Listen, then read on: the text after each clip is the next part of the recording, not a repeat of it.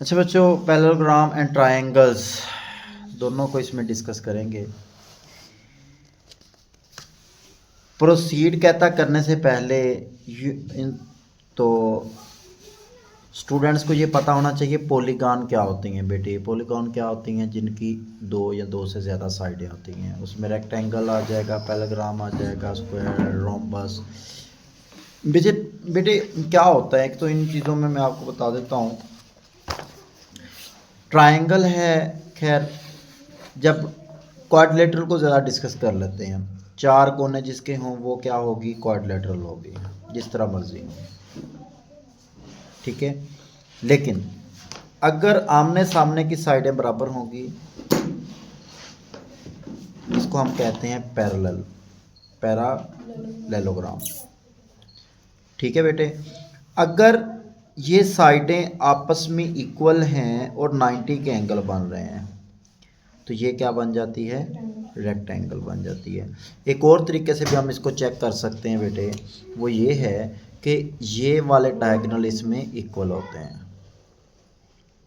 ये वाले डायगोनल क्या होते हैं? आपस में इक्वल होते हैं। लेकिन जब इसकी बात करते हैं बेटे, ये आपस में इक्वल नहीं होते। इसकी लंबाई देखो और इसकी लंबाई देखो, इसमें आमने सामने की साइडें तो बराबर होती हैं, लेकिन इसके डायगोनल जो हैं वो आपस में इक्वल नहीं होते। तो इसको हम पैरेललोग्राम कहते हैं और ये रेक्टेंगल है। इसी तरह से स्क्वायर की बेटे दो टाइप्स हैं। स्क्वायर की बेटे ये है,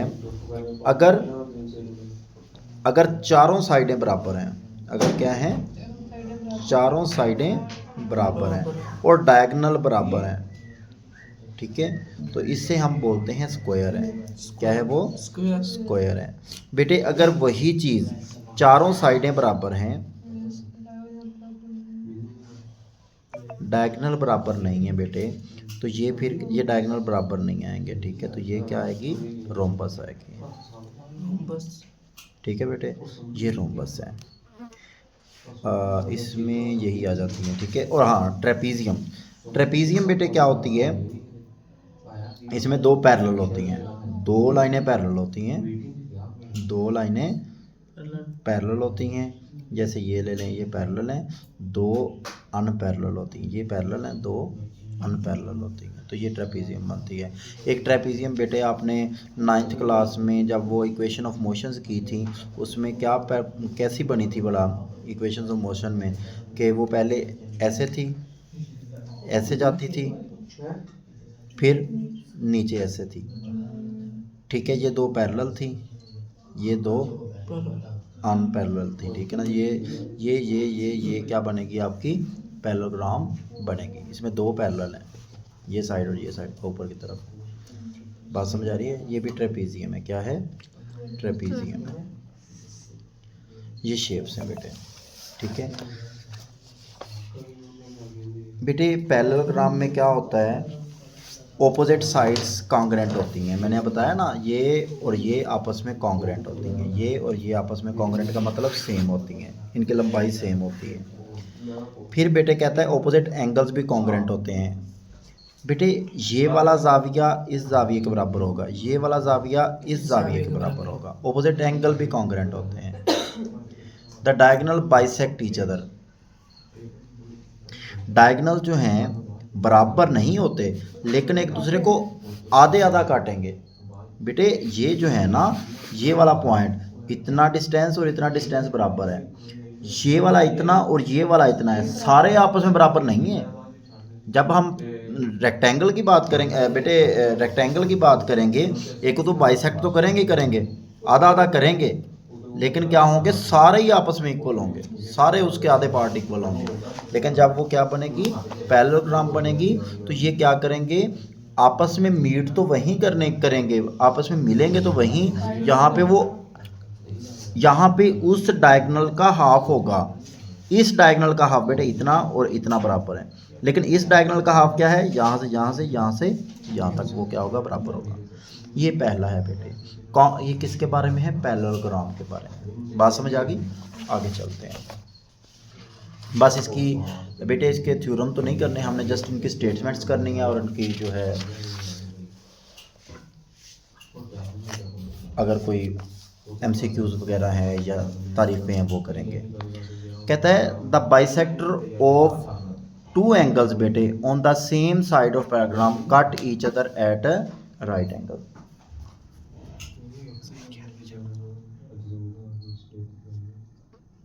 ये बताया कि यहाँ शहजादे यहाँ पर ये बताया है आप एक ही साइड से दो बाइसेक्टर लेते हो, दो बाइसेक्टर लेते हो तो आपस में वो कितना एंगल बनाएंगे, 90 का एंगल बनाएंगे। एक साइड एक साइड से जो इधर से लेंगे वो भी आपस में कितना बनाएंगे, 90। बेटे ये और चीज़ है, यहाँ पे एंगल के बाइसेक्टर इस इधर से भी वो आपस में 90 बना रहे हैं, लेकिन जो हम पिछला कहा था वो पिछले में 90 नहीं था, एक साइड से। हाँ, एक साइड से जो होंगे बाइसेक्टर, यहाँ पे एंगल कितना होगा, 90 होगा।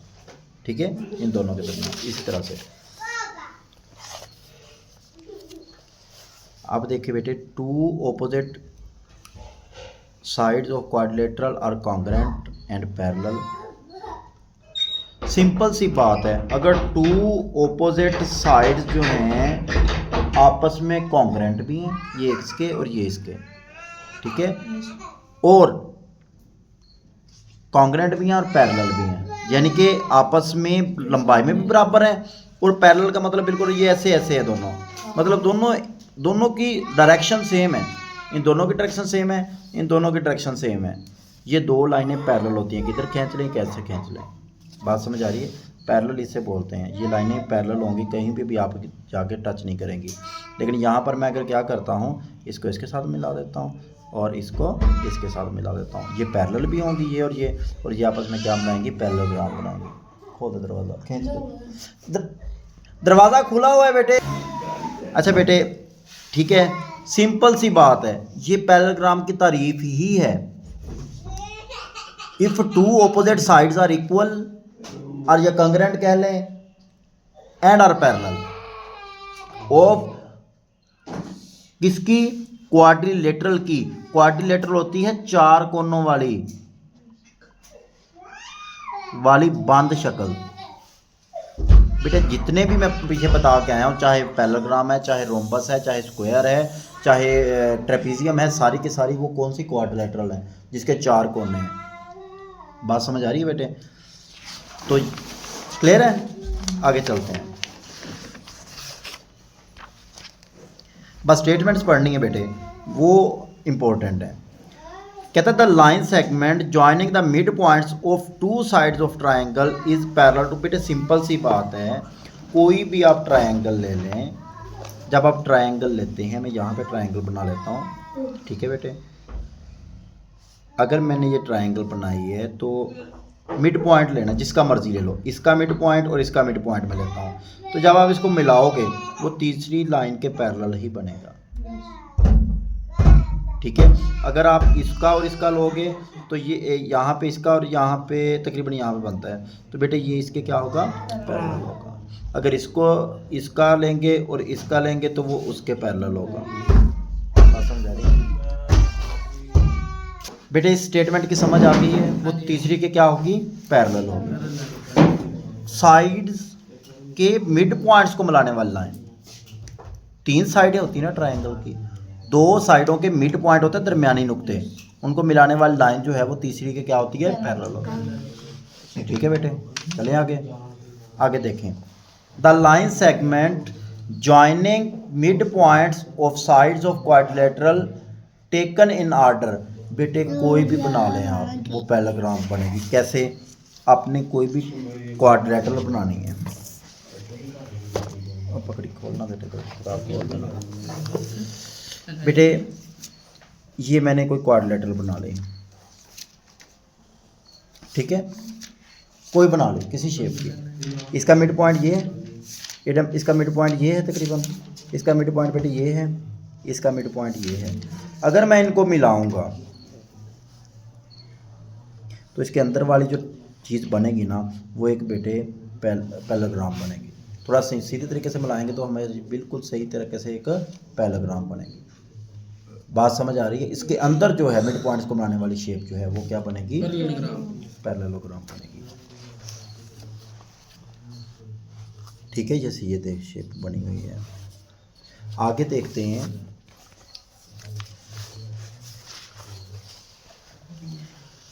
कहता है median of triangle are concurrent and their mid point of concurrency is the point of trisection of each median. Simple सी बात है बेटे, यहाँ पे आपने क्या बनानी है, एक ट्राइंगल बनानी है, ठीक है। ट्रायंगल बना लें, कोई भी शेप की बना लें, इसके आपने मीडियन ड्रा करने हैं। मीडियन होता है बेटे ऐसी लाइन जो 90 का एंगल भी बनाए और उसको आधा कट के जाए। ये ना ऐसे करते होते हैं, इधर प्रकार रख के इधर भी को लगाते होते हैं, इधर से भी लगाते हैं, जहाँ पे वो कट करते हैं वहाँ पे लाइन मिला देते हैं, ठीक है। ये लाइन बेटे इसी तरह से इसका मीडियन जो है वो ये लाइन, ठीक है। और तीसरे का मीडियन बेटे ये लाइन, ये आपस में कॉन्क्रेंट होते हैं। कॉन्क्रेंट का मतलब होता है एक पॉइंट पे मिलते हैं। बात समझ आ रही है।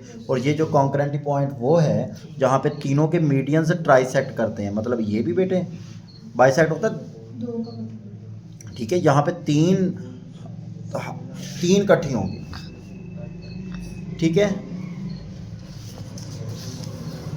कबूतर है अब बंदा बन जा, शहजादे बंदा बन जा। If three or more parallel lines makes congruent segments on a transversal, they are also intercept congruent segments on the other line that cuts it। कहता है थ्री और मोर पैरेलल लाइन, पहली बात उसने कही है कि पैरेलल लाइन है। यहाँ पे मैंने 3 पैरेलल लाइन ले ली हैं, एक ये और एक ये।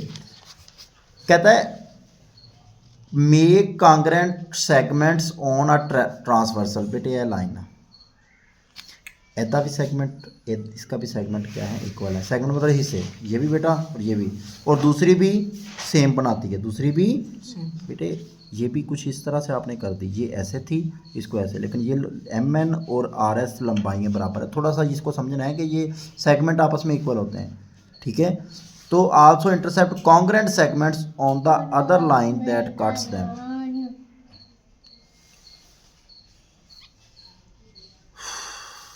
अगर ये बनते हैं ना बेटे, जो दूसरी लाइन भी काटेगी ना उसके भी सेगमेंट क्या होंगे, वो कहता है इक्वल ही होंगे। कहता है also intercepts congruent segments on any other line that cuts them. बेटे बात ये है कि जहाँ पर बिल्कुल अगर सेगमेंट इक्वल है ना तो एंगल ये सब के क्या होंगे, इक्वल होंगे। अच्छा, दे आल्सो इंटरसेप्ट्स, यानी जो जाविये बनाते हैं कॉन्ग्रेंट सेगमेंट्स बनाते हैं बेटे। यहाँ पर जाविये क्या होते हैं, इक्वल होते हैं। इससे यही समझें कि ये जो लेंथ है अगर बराबर है तो जाविये भी क्या होते हैं, बराबर होते हैं। एक सेकंड बेटे, यहाँ पे कहता है a line through the mid points of one side and parallel to the other side of a triangle bisect the third side.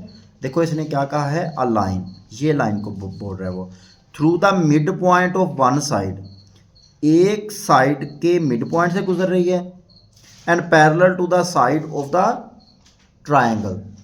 बेटे एक के मिड पॉइंट से गुजारनी है, एक के मिड पॉइंट से गुजारनी है, दूसरे के मिड पॉइंट से गुजारना ज़रूरी नहीं है, लेकिन वो तीसरी के क्या हो, पैरेलल हो, तो ये उसका आधा होती है, ये BC का क्या होगी, आधा होगी। ये तब जब एक के मिड पॉइंट से गुजरे और दूसरी के क्या हो, पैरेलल हो। तो जिसके पैरेलल है उसका आधा होती है, जिसके पैरेलल है उसका, यानी कि मैंने यहाँ पे क्या है कि DE जो है वो आधा है, 1/2 है किसका, BC का।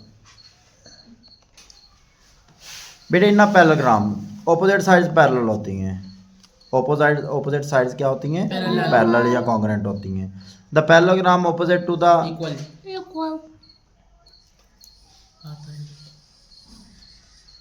पैरेललोग्राम ऑपोजिट एंगल्स भी इक्वल होते हैं, ठीक है।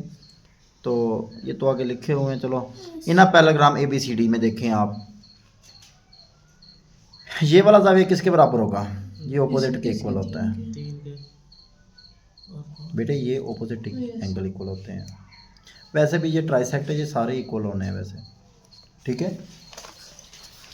यहाँ पर देखो बेटे,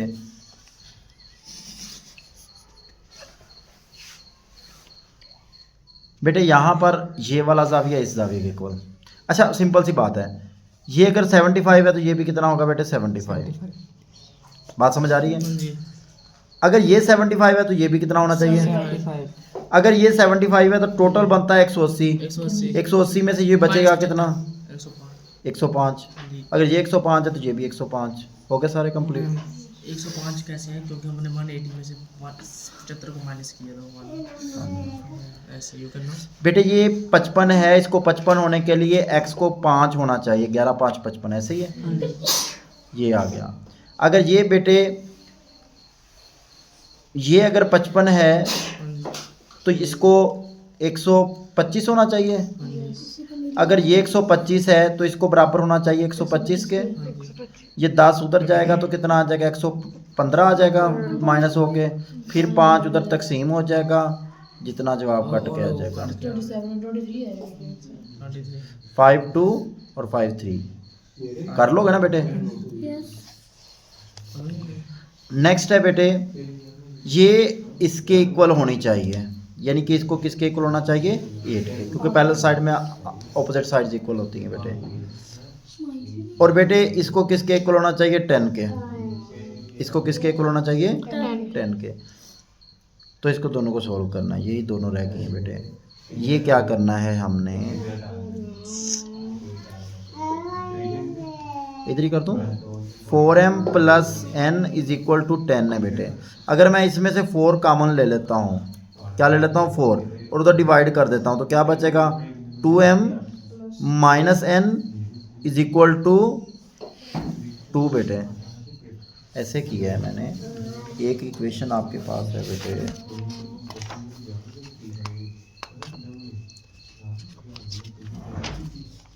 एक इक्वेशन बेटे आपके पास बनती है 4m + n = 10। दूसरी इक्वेशन बनती है बेटे 8m - 4n = 8। अब आपने क्या करना है, या तो इसको 4 से मल्टीप्लाई कर दें, या फिर आप ऐसे करें, इसको थोड़ा सिंपल बना लें। मैं उसको ऊपर वाले को ऐसे, बल्कि इसको थोड़ा सिंपल कर लेता हूँ बेटे। 4 कॉमन आया, 2m - n = 8। तो क्योंकि कॉमन आ रहा है इसमें से, 2m - n बेटे 8 / 4 कितना आ गया 2। अब इसको ऊपर लिखें, जो पहले एग्जैक्ट है, जो आपने सही की है वो ये वाली है ना दूसरी इक्वेशन, दोनों को यूज़ करना है बेटे। तो यहाँ से ये कटा, ऐड करने से कट गया, और ये कितना आ गया 6m = 12 बेटे, और m = 12/6 = 2। अब किसी में पुट करके आपने ये निकाल लेना है, किस में मर्जी पुट कर लें। हाँ जी बेटे। जी पहले से मल्टीप्लाई करना है इन 2 2 और 4 को। 6 आया कैसे 6 बेटे प्लस करने से आता है। प्लस करने से प्लस किया। हाँ जी, हम प्लस ही कर रहे हैं, जब अलामत नहीं चेंज करते होते हम कहेंगे, अगर मैंने इसको 1 कहा है, ठीक है बेटे, कि ये 1 कहा है और ये कितना कहा है 2 कहा है, तो मैं क्या कहूँगा बाय एडिंग 1 and 2। ठीक है। हाँ जी, अब हम क्या कर रहे हैं, पुटिंग वैल्यू ऑफ m = 2 किस में कर रहे हैं बेटे, मैंने जो कहा है इधर इसमें करने लगा हूँ 1 में। किस में कर रहे हैं, इन 1। तो बेटे वो क्या थी 4m की वैल्यू आई हुई है 2 + n = 10, और n = 10 - 8 बराबर आ जाएगा बेटे 2 आ जाएगा। ठीक है, n भी 2 है, m भी 2 है।